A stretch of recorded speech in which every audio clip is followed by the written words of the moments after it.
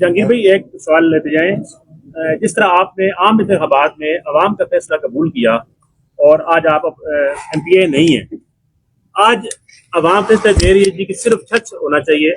आपकी बात की बात ये नहीं, लेकिन अब इधर सवाल आ रहे हैं तो सवाल करना बनता है कि आप सिर्फ सच लिखें। जहांगीर खानजादा के, शुजा खानजादा शहीद के नाम से कोई आप बहुत बड़ा प्रोजेक्ट ले आए, उस प्रोजेक्ट का नाम लिखें। उनसे कहो छोड़ दो चर्च, हम आपको पूरी तहसील चर्च के नाम पे बात मैंने की है कि इस पे बात करें। इंटरचेंज का क्या करना है, पूरी तहसील आपको हम कोशिश कर रहे हैं कि किसी तरीके से रिकग्नाइज हो जाए, जो है ना, ताकि जो है ना, जो छाती हैं, जो लोग हैं, जो बाहर हैं, उनकी कोई रिकग्निशन तो हो।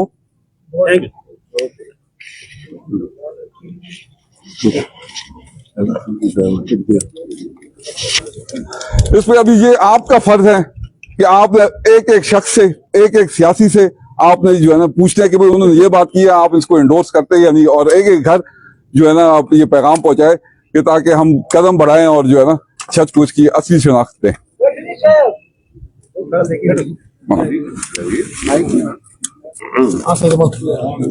वो अच्छा जी, बड़ा बड़ा तू जोर डाल तेरा केड़ा